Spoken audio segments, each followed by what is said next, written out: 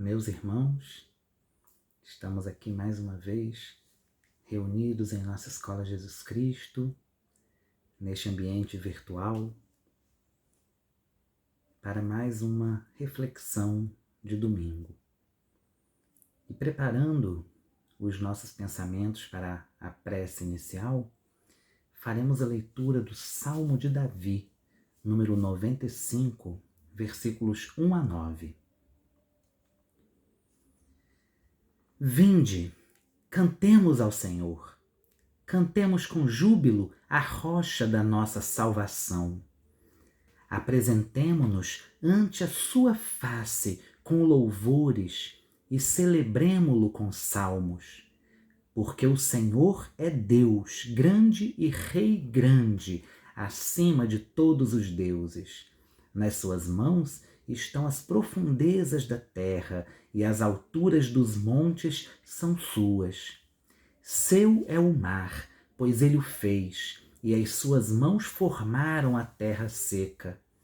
Ó, vinde, adoremos e pastoremo-nos, ajoelhemo-nos diante do Senhor que nos criou, porque Ele é o nosso Deus, e nós, povo do seu pasto e ovelhas da sua mão.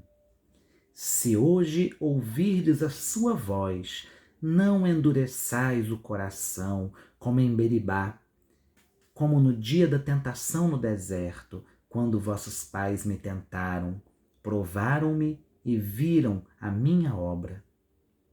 Elevemos a Deus os nossos pensamentos.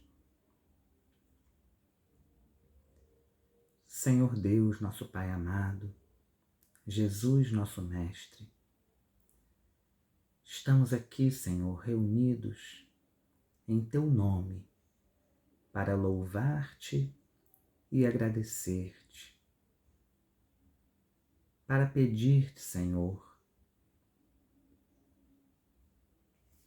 que sejamos ovelhas do Teu pasto, Senhor, que façamos parte do Teu rebanho, Senhor,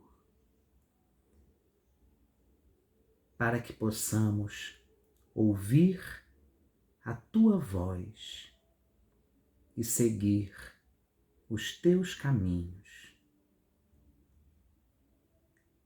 Abra, Senhor, as nossas mentes e os nossos corações para que possamos compreender os Teus ensinamentos e para que possamos colocá-los em prática em nossas vidas. Fica conosco, Senhor, hoje e para todo sempre. Que assim seja. Meus irmãos, nesse trecho do Salmo 95 de Davi, o rei Davi, um salmo de louvor e adoração a Deus, Davi afirma que nós somos um povo do seu pastoreio, somos como ovelhas nas mãos do Senhor. Davi referia-se a esse pastor de ovelhas, Deus, nosso Pai e nosso pastor. E Davi diz: se ouvirdes a sua voz, não endureçais o coração como em Meribá. Mas afinal, o que aconteceu em Meribá? O que aconteceu durante toda aquela jornada que o povo de Israel, guiado por Moisés, aquela jornada que durou 40 anos pelo deserto, o que aconteceu em Meribá e que se repetiu inúmeras vezes durante essa jornada do povo do Egito, onde eram escravos, até a terra prometida para onde Moisés estava os guiando. Então, em Meribá, o povo estava revoltado contra Moisés, porque eles tinham sede e não tinham o que beber.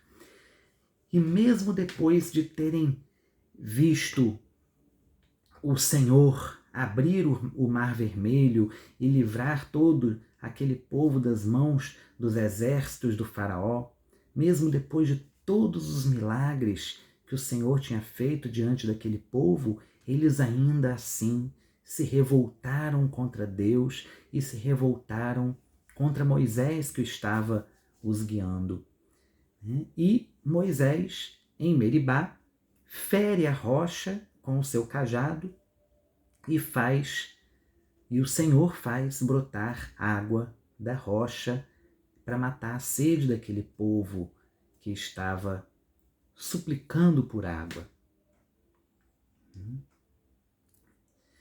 1000 anos antes do nascimento de Jesus, Davi afirma que o Senhor, nosso Deus, é o nosso pastor.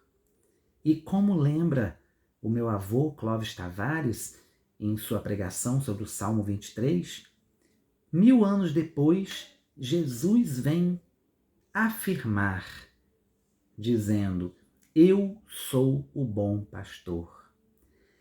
E dessa forma Jesus assume a sua unidade, a sua identidade com Deus, quando ele diz também: eu e o Pai somos um. Mas o que significava em Israel naquela época a profissão de pastor? Quem eram os pastores de Israel? E os pastores, naquela época, a profissão de pastor não era uma profissão prestigiada entre os judeus. Pelo contrário, a maioria dos judeus não queria, por exemplo, que os seus filhos se tornassem pastores. Era uma profissão que não era bem vista pelo povo judeu. E só para nós termos um exemplo, quando Samuel vai até a casa de Jessé, que é o pai do grande rei Davi, o salmista, ele vai à casa de Jessé à procura do futuro rei para que possa ungí-lo. E Jessé apresenta para Samuel todos os seus filhos, mas quando Samuel olha para os filhos de Jessé, ele diz: não, nenhum deles é o escolhido por Deus para ser o rei de Israel. Então, como ele não reconhece em nenhum dos filhos de Jessé o escolhido de Deus, ele pergunta assim: o Senhor tem certeza que não há mais nenhum filho? E aí Jessé responde com uma certa vergonha, com um ar meio um tom meio pejorativo, ele diz: tem mais umzinho, tem um mais novo, mas ele é só um pastor de ovelhas. Ele está lá pastoreando o rebanho. E então Samuel diz: traga ele até mim. E quando Samuel vê Davi, ele diz: esse é o escolhido do Senhor. E unge Davi, naquele momento, como rei de Israel. Davi é escolhido por Deus para ser o rei de Israel, para substituir Saul, que era, naquele momento, o rei. Então nós podemos ver que Deus escolhe sempre dentre os mais humildes para serem exaltados. Deus exalta os humildes. Assim também aconteceu no episódio do nascimento de Jesus, quando a anunciação veio primeiro aos pastores de Belém. Então, os pastores foram os primeiros a receberem a boa nova. Foram anunciados pelos próprios anjos, cantando glória a Deus nas alturas. Foram anunciados do nascimento de Jesus e foram imediatamente para adorá-lo. Jesus sempre buscava uma posição mais simples, exaltando a virtude da humildade, e se colocava muitas vezes como servo de todos e como o pastor do grande rebanho que é a humanidade. Mas Jesus não era qualquer pastor. Jesus é o bom pastor. Ele não é um bom pastor, mas o bom pastor. E o uso desse artigo definido, o, nos mostra que só há um único bom pastor, que é Jesus Cristo. E nós somos o seu rebanho, toda a humanidade. E quando Jesus nos diz isso, ele conta a parábola da ovelha desgarrada. E nessa parábola, nós entendemos que, sendo nós parte do seu rebanho, não convém que nós estejamos sozinhos.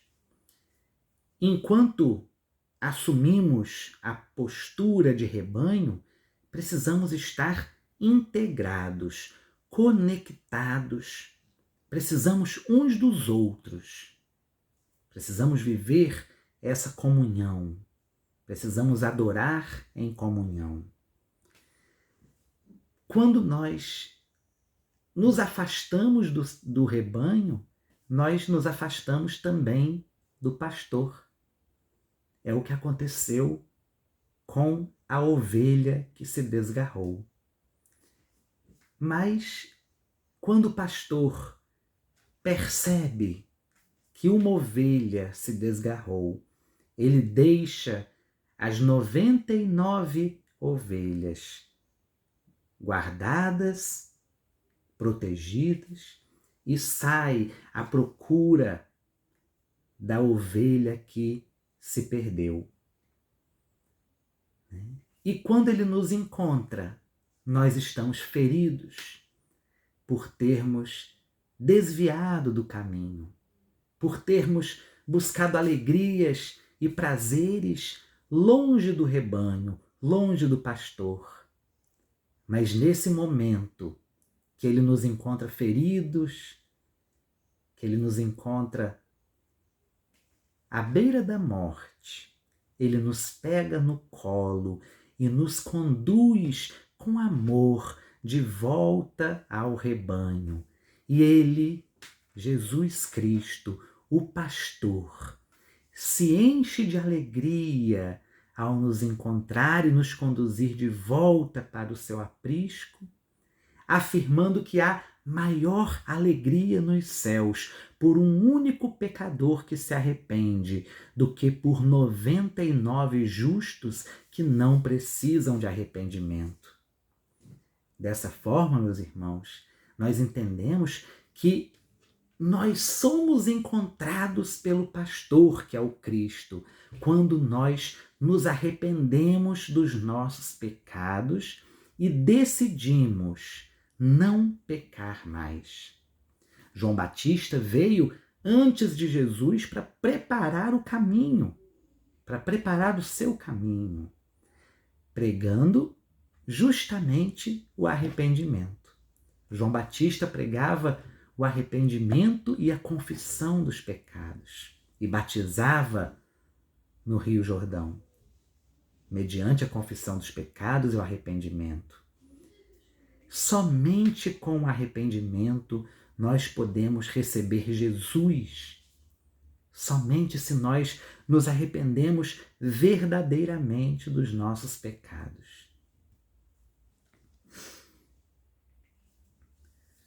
No Evangelho de João, no capítulo 10, nós temos uma narrativa em que Jesus nos mostra a importância de nós estarmos atentos à voz desse pastor, de nós estarmos sintonizados com o nosso pastor e nosso mestre. E João narra nos versículos 1 a 18. Na verdade, vos digo que aquele que não entra pela porta no curral das ovelhas, mas sobe por outra parte, é ladrão e salteador.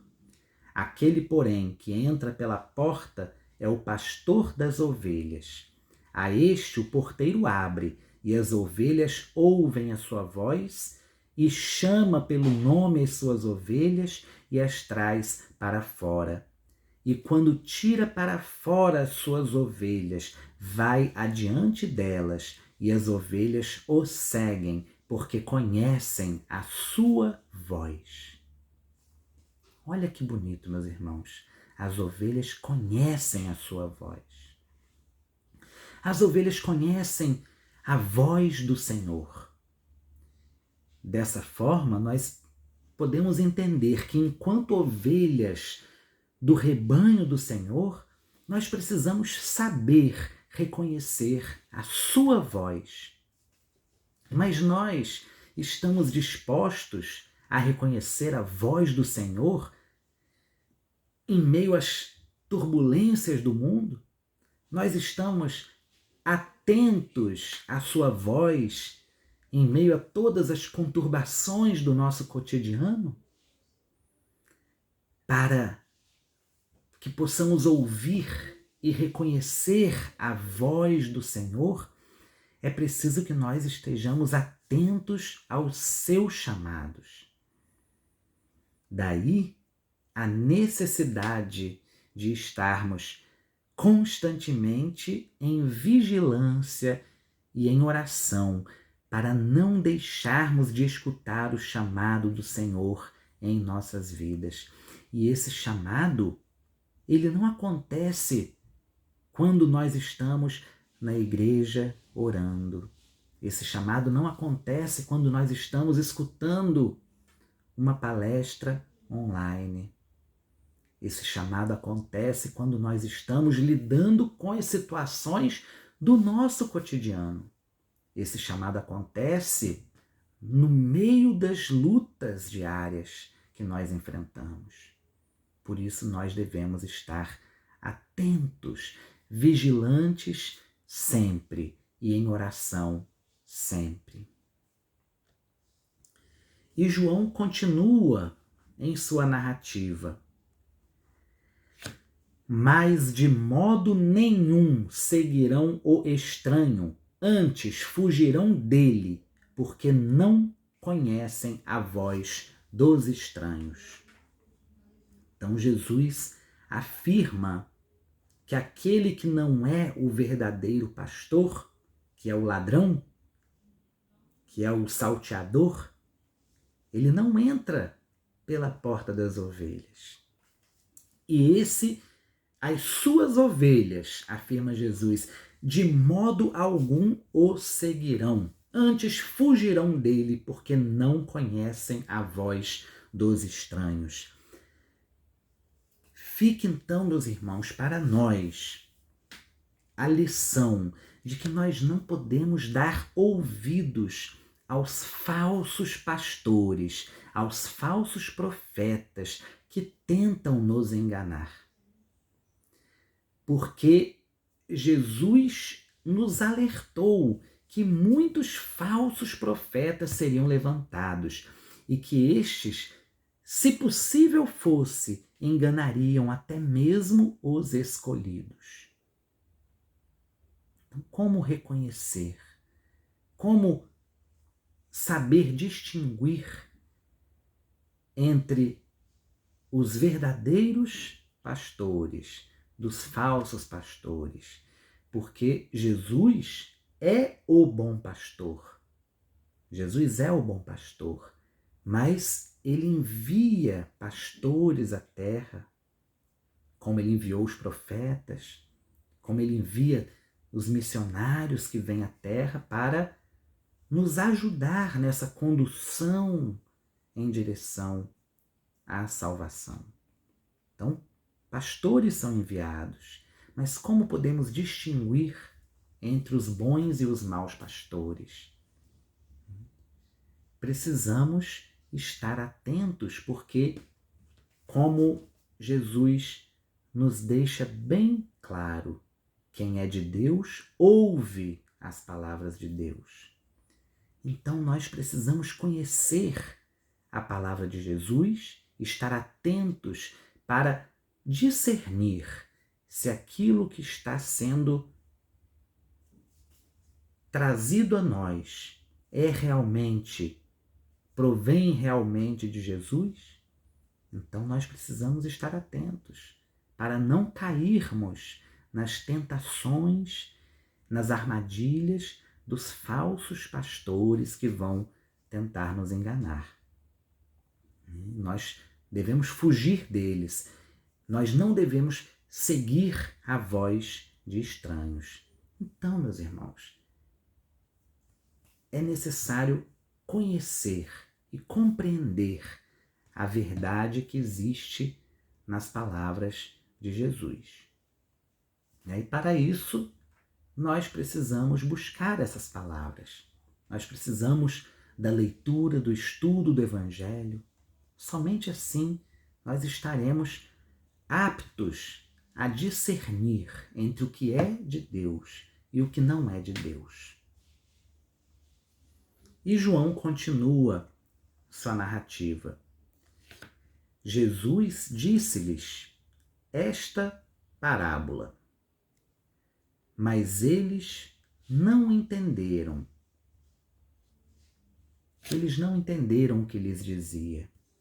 Tornou, pois, Jesus a dizer-lhes: em verdade vos digo que eu sou a porta das ovelhas. Todos quantos vieram antes de mim são ladrões e salteadores, mas as ovelhas não os ouviram. Eu sou a porta. Se alguém entrar por mim, salvar-se-á, e entrará, e sairá, e achará pastagens. O ladrão não vem, senão a roubar, a matar e a destruir. Eu vim para que tenham vida e a tenham com abundância. Então, meus irmãos, os falsos pastores, os falsos profetas, que Jesus chama de ladrões, vêm com o propósito de roubar, matar e destruir. Roubar de nós a esperança, a alegria, a fé e até mesmo o nosso tempo, que é desperdiçado com tantas coisas sem importância. Mas Jesus, o bom pastor, veio para que nele nós tenhamos vida em abundância. E a narrativa continua. Eu sou o bom pastor. O bom pastor dá a sua vida pelas ovelhas. Mas o mercenário, que não é pastor, de quem não são as ovelhas, vê vir o lobo e deixa as ovelhas e foge, e o lobo as arrebata e dispersa. Ora, o mercenário foge porque é mercenário e não tem cuidado das ovelhas. Eu sou o bom pastor e conheço as minhas ovelhas, e das minhas sou conhecido. Assim como o Pai me conhece a mim, eu também conheço o Pai e dou a minha vida pelas ovelhas. Então, o pastor, que é Jesus, dá a sua vida pelas suas ovelhas. E Jesus deu a sua vida por nós, por todos nós, por toda a humanidade, quando se entregou a si mesmo na cruz do Calvário. Jesus também afirma no capítulo 15 do Evangelho de João: não existe maior amor do que este, de alguém dar a própria vida por causa dos seus amigos. Está em João capítulo 15, versículo 13. E dessa forma, Jesus demonstra todo o seu amor por nós e nos diz que, além de ser o nosso pastor, ele também é o nosso amigo. Não existe maior amor do que este, de alguém dar a própria vida por causa dos seus amigos. Então Jesus é o nosso pastor e é também o nosso amigo.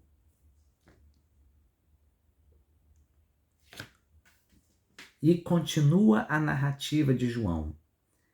Ainda tenho outras ovelhas que não são deste aprisco. Também me convém agregar estas, e elas ouvirão a minha voz, e haverá um rebanho e um pastor. Haverá um só rebanho e um só pastor. Então, meus irmãos, Jesus afirma que haverá um dia em que ele irá reunir todas as ovelhas em um único rebanho, o seu rebanho. Hoje, cerca de 2000 anos se passaram e nós vivemos ainda num mundo onde o Evangelho de Jesus não é conhecido e praticado por todos os povos do mundo, nem mesmo por todos os que se dizem cristãos. Hoje, os próprios cristãos estão segregados por denominações de natureza humana e não divina. Eu acredito que futuramente, num mundo regenerado para o qual a Terra se encaminha, não haverá mais essa segregação entre os cristãos. Todos farão parte de um mesmo rebanho com um único pastor, que é Jesus Cristo.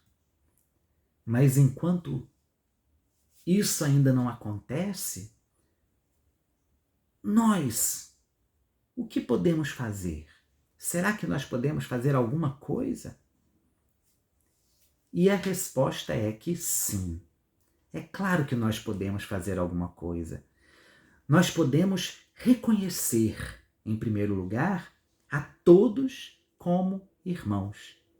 Não apenas os da nossa casa ou os da nossa família, não apenas os que frequentam a Escola Jesus Cristo, a nossa igreja, mas toda a humanidade, sem distinção, porque para Deus somos todos iguais, somos todos seus filhos, portanto somos todos irmãos. Quando nós reconhecemos essa fraternidade universal, nós estamos nos incluindo a nós mesmos sob a proteção de um mesmo pastor, de um único pastor, em um único aprisco. E estamos nos colocando sob os cuidados do bom pastor que é Jesus Cristo, porque o nosso planeta, a Terra, só poderá se transformar, né? Nós aguardamos tanto a transformação da Terra em um mundo de regeneração, mas essa transformação ela só poderá acontecer a partir da transformação de cada um de nós. Então é preciso que cada um, individualmente, particularmente, faça a sua parte. Continuando então a narrativa do Evangelho de João.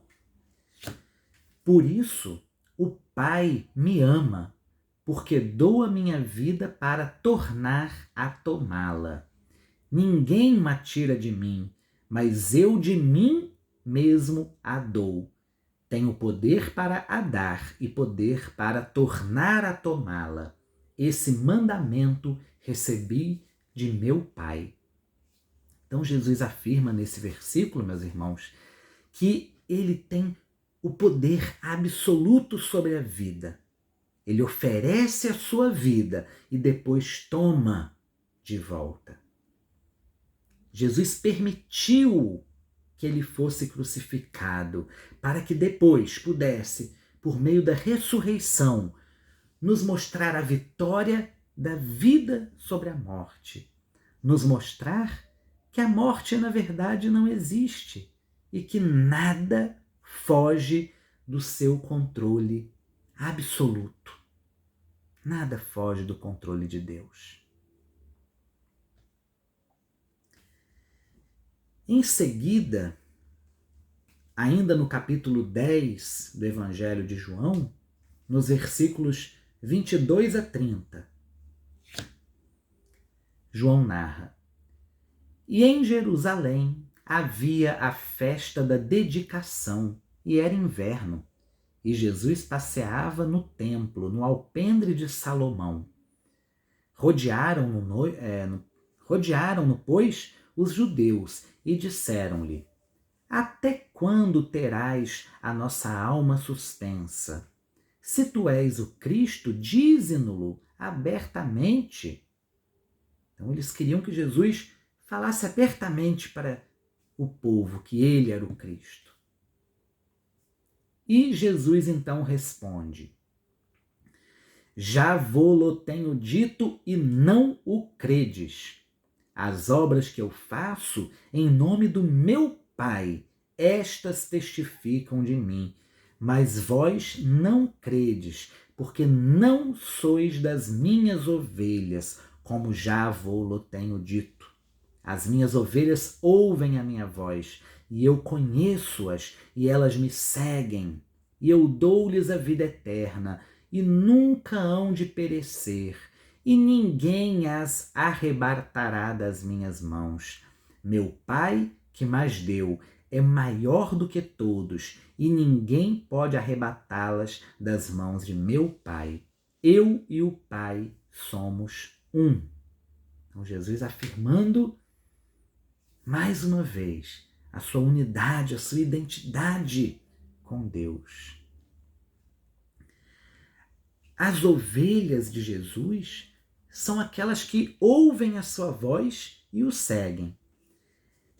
Estas são aquelas que dele, de Jesus Cristo, recebem a vida eterna. Elas conhecem a Jesus, o seu pastor, e Jesus as conhece. E eu me lembrei da passagem das virgens que se esqueceram de levar consigo o azeite. E quando tentaram entrar com as portas já fechadas, porque elas precisaram sair para comprar o azeite, enquanto isso o noivo chegou, entrou e as portas se fecharam. E quando elas tentaram entrar, elas gritaram: Senhor, Senhor! E o Senhor respondeu com as portas fechadas: Eu não as conheço. Eu não as conheço. Mas Jesus diz: Eu conheço as minhas ovelhas. Então, como para essas virgens que não tiveram a prudência de adquirir anteriormente o azeite, para elas a resposta foi: Eu não as conheço. Eu não as conheço. E elas não puderam participar daquela grande festa.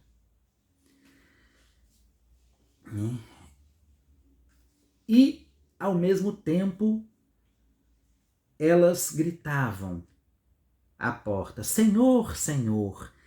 E em outro momento Jesus afirma: Nem todo aquele que diz Senhor, Senhor entrará no reino dos céus, mas aquele que faz a vontade do meu Pai que está nos céus. Está no Evangelho de Mateus, capítulo 7, versículo 21.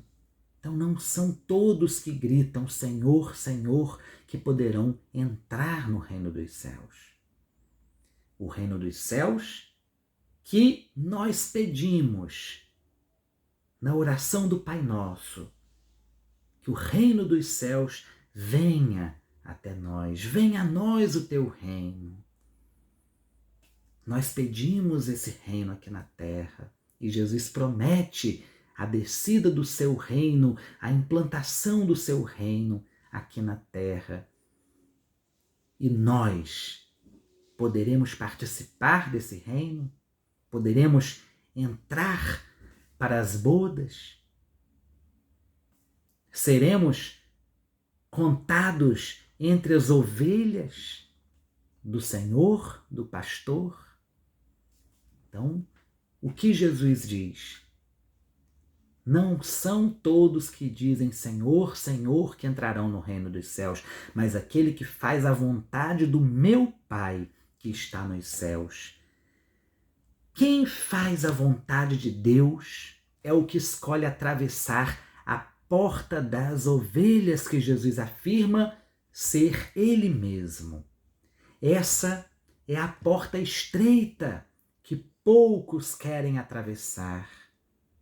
Jesus é o caminho, a verdade e a vida.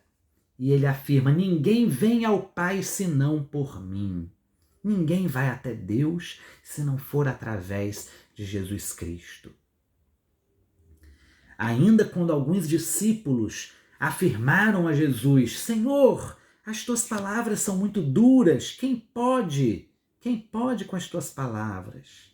E Jesus, vendo que alguns discípulos o abandonavam, pergunta aos 12 apóstolos: não quereis também ir embora com eles? E Pedro, com grande sabedoria e inspiração de Deus, responde: Senhor, para quem iremos nós? Só tu tens as palavras de vida eterna. Para quem iremos nós? Mas Jesus afirma que nenhuma de suas ovelhas ele deixaria se perder. Em sua primeira epístola, Pedro afirma: porque éreis como ovelhas desgarradas, mas agora tendes voltado ao pastor e bispo de vossas almas. Está na primeira carta de Pedro, capítulo 2, versículo 25. Nós também, voltemos ao nosso pastor e bispo de nossas almas, que é Jesus Cristo. Não podemos permanecer como ovelhas desgarradas. Nós precisamos agir da forma como agiu o filho pródigo, ao se lembrar da fartura que havia na casa de seu pai. Nós precisamos trilhar este caminho de volta para Deus. Mas precisamos também tomar cuidado com os falsos profetas, com os falsos pastores, como Jesus nos alerta e como também nos alerta e afirma o profeta Jeremias, dizendo o seguinte: ai dos pastores que destroem e dispersam as ovelhas do meu pasto, diz o Senhor. Portanto, assim diz o Senhor, Deus de Israel, contra os pastores que apacentam o meu povo. Vós dispersastes as minhas ovelhas e as afugentastes, e não as visitastes. Eis que eu visitarei sobre vós a maldade das vossas ações, diz o Senhor, e eu mesmo recolherei o restante das minhas ovelhas de todas as terras para onde as tiver afugentado, e as farei voltar aos seus apriscos, e frutificarão e se multiplicarão. Então o Senhor afirma que aquelas ovelhas que foram espalhadas, que foram dispersas pela má condução desses falsos pastores, desses maus pastores, seriam novamente reunidas em seu aprisco. E lá frutificariam e se multiplicariam. E Jesus continua, e o Senhor continua dizendo através do profeta Jeremias: e levantarei sobre elas pastores que as apacentem, e nunca mais temerão, nem se assombrarão, e nenhuma delas faltará, diz o Senhor. Nunca mais temerão, nem se assombrarão, e nenhuma delas faltará. Nenhuma se perderá, afirma o Senhor. Eis que vem dias, diz o Senhor, ainda pelo profeta Jeremias. Eis que vem dias em que levantarei a Davi um renovo justo, e sendo rei, reinará e agirá sabiamente, e praticará o juízo e a justiça na terra.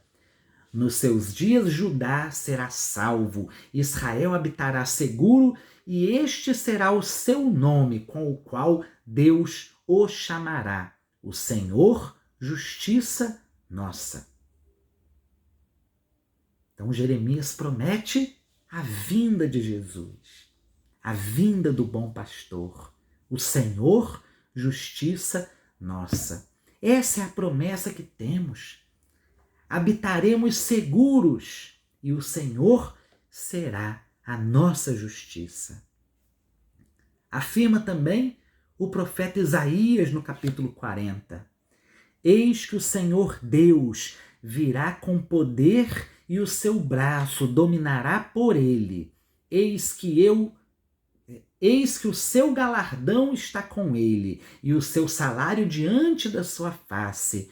Como pastor, apacentará o seu rebanho, entre os seus braços recolherá os cordeirinhos e os levará no seu regaço.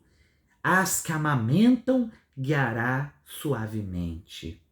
Então o Senhor, o pastor, apacentará o seu rebanho, recolherá os cordeirinhos em seus braços, levará no seu colo, e aquelas que amamentam serão por ele guiadas suavemente. Olha que promessas mais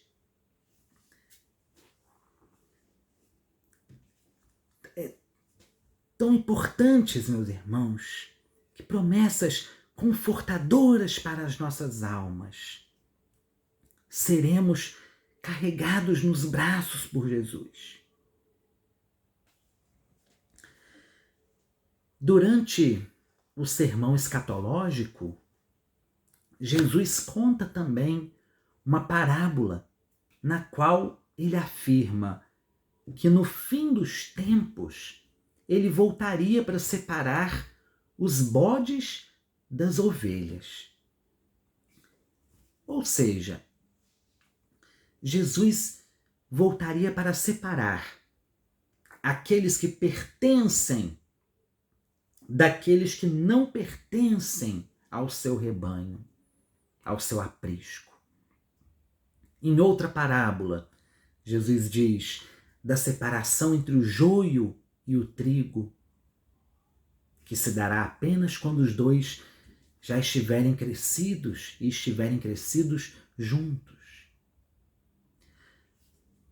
Então, quando Jesus fala sobre esse pertencimento ao seu rebanho, quando Jesus separa os bodes das ovelhas do seu aprisco, isso não se faz por uma escolha do próprio Cristo, mas por uma escolha individual nossa.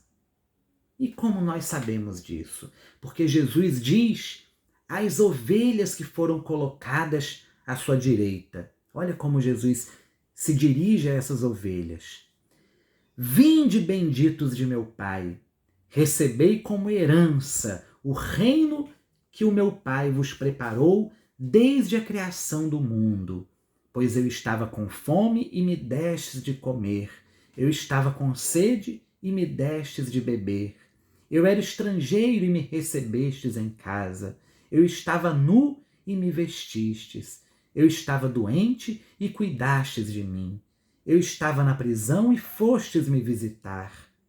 Então os justos lhe perguntarão: Senhor, quando foi que te vimos com fome e te demos de comer, com sede e te demos de beber? Quando foi que te vimos como estrangeiro e te recebemos em casa, e sem roupa e te vestimos? Quando foi que te vimos doente ou preso e fomos te visitar? Então o rei lhes responderá: em verdade eu vos digo que todas as vezes que fizestes isso a um dos menores de meus irmãos, foi a mim que o fizestes. Então, meus irmãos, nós nos colocamos como ovelhas do Senhor, Nós nos colocamos voluntariamente na condição de ovelhas do Senhor, quando vestimos aqueles que precisam, quando alimentamos aqueles que não têm alimento, quando visitamos aqueles que não têm mais ninguém, quando nos colocamos na posição do bom samaritano que ajudou aquele homem caído que ele não conhecia e o cuidou e tratou dele sem nunca tê-lo visto antes. Quando nós praticamos a caridade para com qualquer um dos nossos irmãos, essa caridade, na realidade, está sendo praticada para com o próprio Cristo. E assim nós somos reconhecidos como ovelhas do seu aprisco, como aquelas que ele não deixará de forma alguma se perder. Porque Jesus diz: quem são as ovelhas do rebanho do Senhor? São aquelas que praticam a vontade de Deus. Aquelas que buscam praticar o amor ao próximo. Mas, depois, continuando a narrativa de Mateus, o rei dirá aos que estiverem à sua esquerda: afastai-vos de mim, malditos, ide para o fogo eterno preparado para o diabo e seus anjos, pois eu estava com fome e não me destes de comer. Eu estava com sede e não me destes de beber. Eu era estrangeiro e não me recebestes em casa. Eu estava nu e não me vestistes. Eu estava doente na prisão e não fostes me visitar. E responderão eles também: Senhor, quando foi que te vimos com fome, ou com sede, ou estrangeiro, ou nu, doente ou preso, e não te servimos? Então o rei lhes responderá: em verdade eu vos digo que todas as vezes que não fizestes isso a um desses pequeninos, foi a mim que não o fizestes. Portanto, estes irão para o castigo eterno, enquanto os justos irão para a vida eterna. E eu entendo aqui, meus irmãos, que o castigo eterno a que Jesus se refere e o termo eternidade não é algo que se assemelhe ao que dura para sempre. Eternidade não é o que dura para sempre. Eternidade é algo que dura por um tempo indeterminado. O que dura para sempre é a sempiternidade. Então, sempiterno é o que dura para sempre. Eterno é o que dura por um tempo indeterminado. E por que esse tempo é indeterminado? Porque não depende de Deus, depende de nós. A vontade de mudar e de nos transformar e de seguir esse chamado do nosso pastor depende de nós. Nós precisamos demonstrar o nosso arrependimento, nós precisamos demonstrar a nossa vontade de mudar, a nossa vontade de nos transformar. E por que tudo isso neste momento, meus irmãos? Por que esse julgamento que Jesus anuncia no fim desta era a qual Jesus se refere? Porque, como nós dissemos anteriormente, o nosso mundo está passando por uma transformação.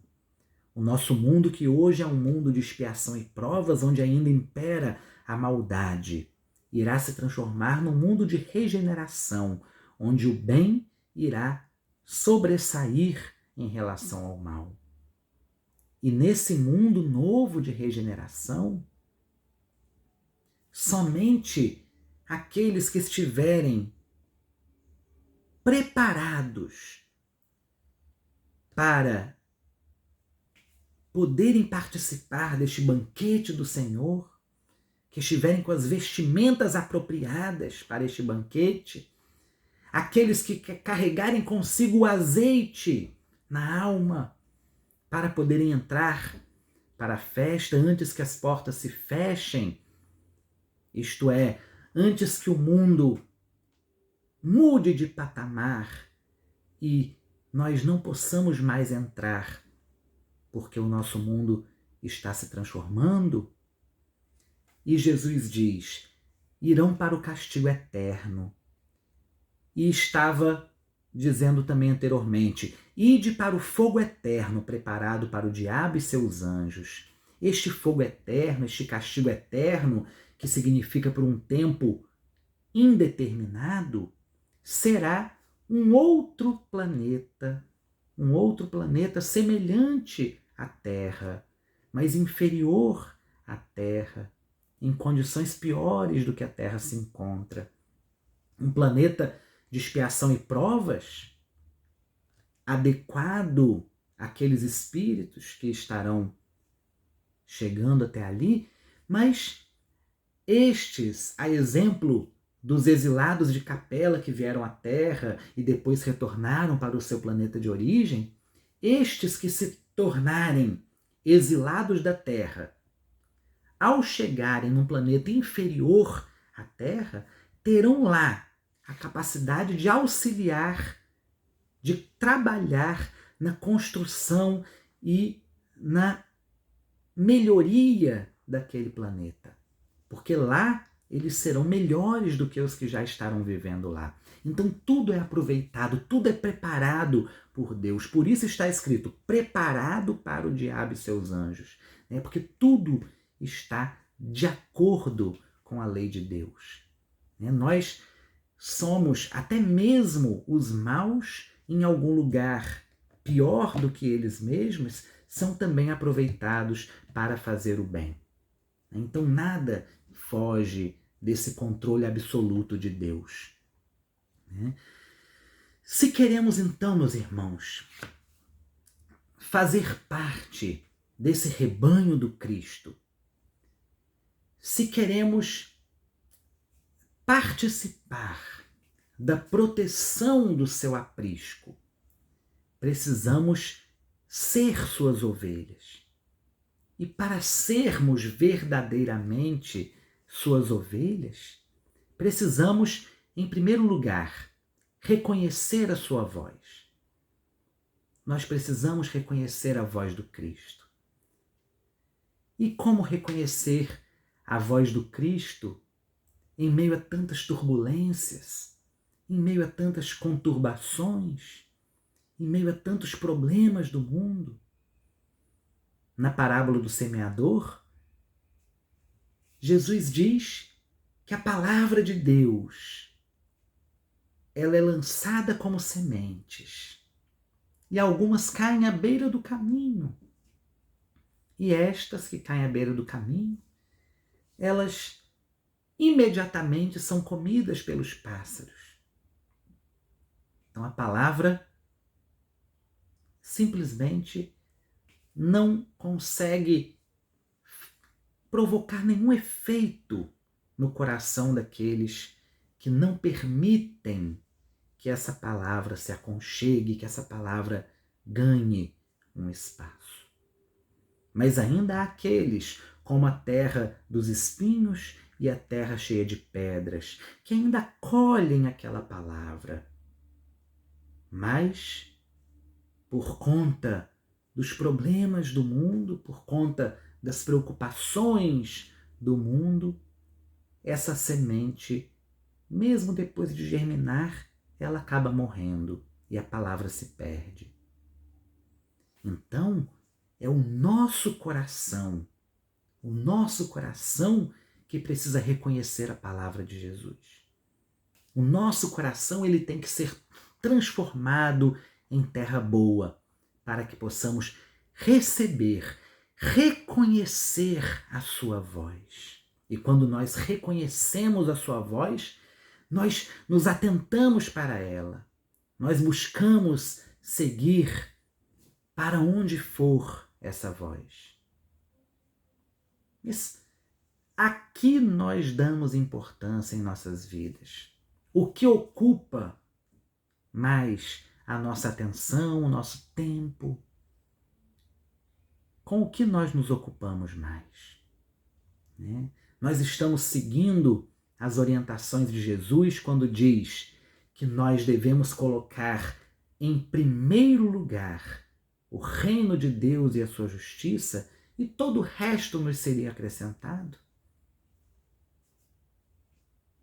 Então, para sermos merecedores de sermos chamados suas ovelhas, nós precisamos reconhecer a sua voz e buscar a sua palavra.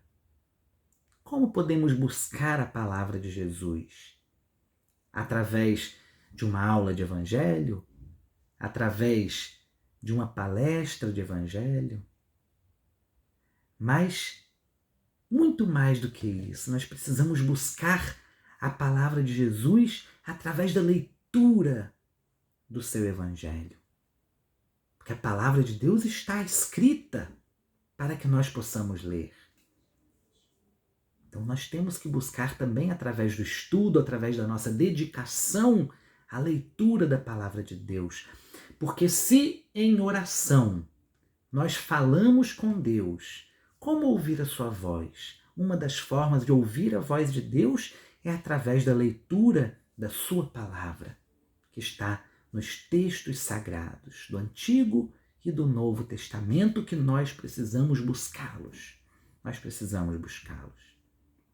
Então, reconhecer a sua voz, buscar a sua palavra e praticar a sua palavra, fazer a sua vontade. E a vontade de Deus é que nós nos amemos uns aos outros. Jesus disse e afirmou que o maior de todos os mandamentos é este, que nós devemos amar a Deus sobre todas as coisas e que nós devemos amar ao nosso próximo como amamos a nós mesmos. Mas antes da sua morte, Jesus afirma que tem para nós um novo mandamento, ele diz: um novo mandamento vos dou. Amai-vos uns aos outros como eu vos amei. Então nós temos de Jesus este mandamento. Devemos amar uns aos outros. Devemos amar até mesmo os nossos inimigos, aqueles que buscam o nosso mal. Olha só, meus irmãos, é isto que nós devemos fazer para sermos reconhecidos como ovelhas de Jesus, para pertencermos ao seu rebanho. Que nós façamos bem a todos e que aonde quer que nós estejamos, nós pratiquemos o bem a qualquer um dos nossos irmãos na terra, porque praticando o bem a todos, na verdade, é a Jesus que estamos fazendo. E quando nós deixamos de praticar o bem, é a Jesus que nós estamos deixando de fazê-lo. Então, meus irmãos, tudo está diante de nós. A palavra de Deus está acessível a nós. Nós temos uma obra vastíssima de Allan Kardec, de Chico Xavier, que nos esmiuça as palavras de Deus, que traz para nós explicações belíssimas dos ensinamentos cristãos, para que nós possamos buscar e praticar esses ensinamentos em nossas vidas. Então não nos faltam oportunidades de fazer o bem, não nos faltam oportunidades de buscarmos escutar a voz do nosso pastor. Precisamos, sim, estar atentos para não nos desviarmos, para não nos afastarmos do rebanho. Precisamos buscar essa comunhão com o nosso rebanho, para estarmos próximos do nosso pastor. Sabemos que quando nos afastamos, muitas vezes as ovelhas, quando estão seguindo com o rebanho, se desviam do caminho e o pastor precisa, com o auxílio do cajado, trazer a ovelha de volta para o caminho. Então, muitas vezes, as dificuldades que nós enfrentamos, as lutas que nós vivemos, são o cajado do pastor nos fazendo tornar ao caminho reto. E esse cajado, quando nos atinge, pode nos causar a sensação de dor. Então, a dor muitas vezes vem até nós como uma forma de nos trazer de volta para o caminho reto. E são através das mãos de Deus que nós temos essas oportunidades de buscar, de aprender, de estudar, de passar pelas dificuldades, louvando e agradecendo a Deus pela oportunidade de sermos cada vez melhores, pela oportunidade de buscarmos cada vez mais a sua palavra e a sua presença em nossas vidas. Então, meus irmãos, para a nossa oração final, eu vou pedir licença para fazer uma leitura. Eu lerei uma adaptação do Salmo 23, que está inserido no livro Voltei, um livro psicografado por Chico Xavier, um livro escrito por Frederico Figner, que usa o pseudônimo de Irmão Jacó. E essa oração é uma oração feita por sua filha no momento de sua morte. É uma oração que foi feita neste livro, Voltei, no momento da morte de Frederico Figner. E ela foi feita para facilitar o desprendimento do seu espírito do corpo material. Então façamos juntos, meus irmãos, essa oração de Davi, escrita há 3.000 anos, uma oração que Jesus e seus apóstolos fizeram certamente durante suas vidas e que, segundo o meu avô Clóvis Tavares, é uma oração que é útil durante a vida, no momento da morte e também após a morte. Elevemos então a Deus os nossos pensamentos em oração. O Senhor é o nosso pastor, nada nos faltará. Deitar-nos faz em refúgios de esperança. Guia-nos suavemente às águas do repouso. Refrigera-nos a alma. Conduz-nos pelas veredas da justiça, na qual confiamos por amor ao seu nome. Ainda que andemos pelo vale da sombra e da morte, não temeremos mal algum, porque Ele está conosco, e a sua vontade e a sua vigilância nos consolam. Prepara-nos mesa farta de bênçãos, ainda mesmo na presença dos inimigos que trazemos dentro de nós. Unge-nos a cabeça de bom ânimo, e ao nosso coração transborda de júbilo. Certamente que a bondade e a compaixão do Senhor nos seguirão em todos os dias da vida, e habitaremos na sua casa divina por longo tempo. Que assim seja.